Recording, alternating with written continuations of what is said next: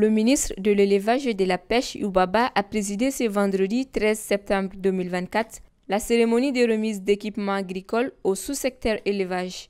Il s'agit d'un matériel de transformation et de conservation de fourrage au profit des pasteurs et agro-pasteurs. Pour rappel, la pratique de l'élevage constitue la principale source de revenus pour plus de 30% de la population malienne.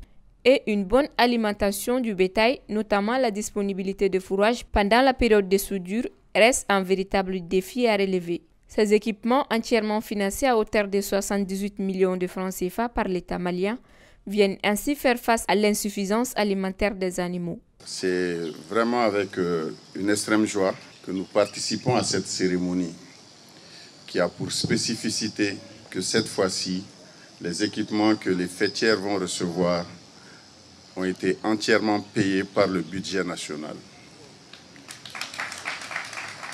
C'est fait par nous et pour nous.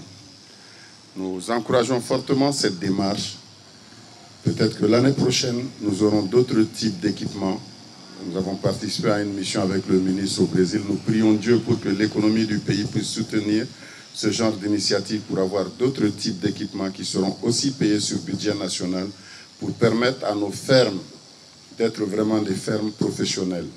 Parce que nous perdons beaucoup de tiges, beaucoup de résidus agricoles que nous n'arrivons pas à valoriser, faute de moyens techniques, faute de matériel adéquat. Donc, Monsieur le ministre, au nom de toute la profession agricole, nous vous remercions pour ce geste. Et encore une fois, nous vous remercions pour votre accompagnement personnel de l'élevage et de la pêche. Partout où nous sommes allés ensemble. Le Brésil, tout le monde a vu les résultats que ça a produit. Et nous allons continuer aussi dans cette démarche pour vraiment accompagner le ministre de l'Élevage et de la Pêche pour que l'élevage, en réalité, puisse, on l'appelle souvent sous-secteur, mais pour que l'élevage et la pêche puissent vraiment prouver sa vraie place dans l'économie malienne. Cette remise s'inscrit dans le cadre de la vision du ministère de l'Élevage et de la Pêche qui est de moderniser notre élevage avec des équipements de pointe. Le Mali est un pays d'élevage par excellence.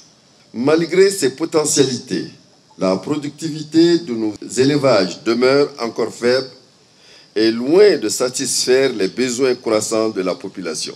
Ce qui rend les produits d'élevage plus chers pendant certaines périodes de l'année.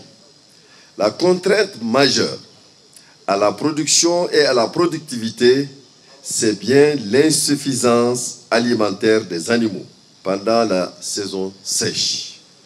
Le fourrage s'approvisionnant en cette période ne permet plus de combler les besoins nutritifs des animaux pour qui les compléments nutritifs deviennent indispensables, ce qui conduit à un rachérissement du coût de la production qui se répercute alors sur le prix de la viande et du lait.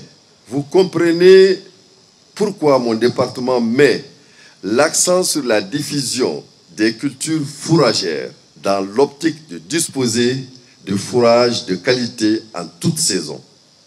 Sachant que la production fourragère naturelle diminue d'année en année du fait des changements climatiques, du rétrécissement des pâturages suite à l'extension des terres agricoles et à l'accaparement des terres au profit de la production minière. L'alternative à notre portée, c'est la production de fourrage cultivé. L'objectif visé, c'est l'optimisation du disponible fourrager à travers sa transformation et sa conservation dans les meilleures conditions. Aussi, ces équipements permettent-ils de broyer la paille afin de faciliter l'injection et la digestion pour être plus utiles à l'animal. Le ministre Youbaba a par la suite remis les lots de matériel composés de 10 hache-pailles et 25 broyeurs au président de l'Assemblée permanente des chambres d'agriculture. Les présents équipements sont destinés aux pasteurs et agro-pasteurs des régions d'Ekaï, Nioro, Koulikoro, Bougouni, Sigasso, Ségou et les districts de Bamako. Une mission de suivi de l'utilisation de ces équipements a été confiée à la DNPIA afin d'en assurer une durabilité maximale.